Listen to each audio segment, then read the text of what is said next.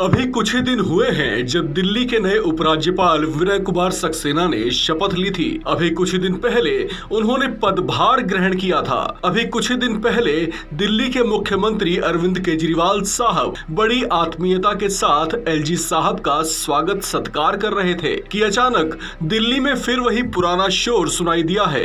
एक बार फिर से दिल्ली में सत्तारूढ़ आप और एलजी के बीच रार, तकरार और तनातनी की बातें सामने आई हैं। दरअसल दिल्ली के नए उपराज्यपाल विनय कुमार सक्सेना ने पिछले दिनों दिल्ली जल बोर्ड के अधिकारियों के साथ एक दौरा किया था, जिस पर आम आदमी पार्टी ने सख्त आपत्ति जताई है। एबीपी न्यूज के मुताबिक आम आदमी पार्टी की नेता आतिशी ने अपने एक बयान में दिल्ली के उपराज्यपाल पर दिल्ली की संवैधानिक व्यवस्था का बार बार उल्लंघन करने का आरोप लगाया है। इसे लेकर आम आदमी पार्टी की शिकायत है कि उपराज्यपाल ने बिना मुख्यमंत्री को सूचित किए दिल्ली जल बोर्ड के अधिकारियों के साथ न सिर्फ दौरा किया बल्कि उन्हें निर्देश भी दिए।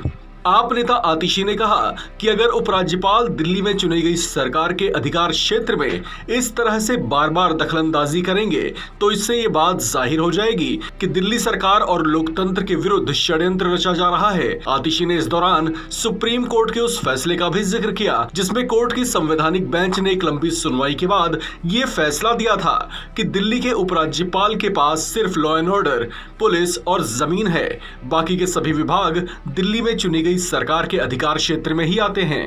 इस दौरान आप नेता आतिशी के अंदाज बेहद तल्ख दिखाई दिए। उन्होंने कटाक्षपूर्ण लहजे में कहा कि जब से नए उपराज्यपाल ने शपथ ली है तभी से दिल्ली में कानून व्यवस्था की दशा खराब दिखाई दे रही है। उन्होंने चितरंजन पार्क दुष्कर्म, मेट्रो यौन उत्पीड़न समेत दर्जनों आपराधिक गतिविधियों का जिक्र करते हुए उस पर चिंता जाहिर की।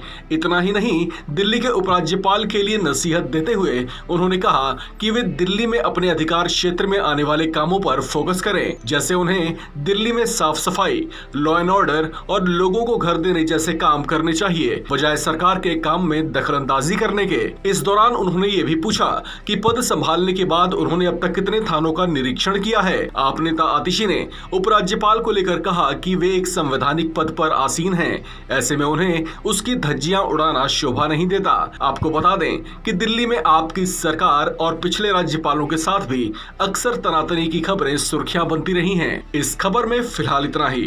बाकी अपडेट्स के लिए बने रहिए वन इंडिया हिंदी के साथ।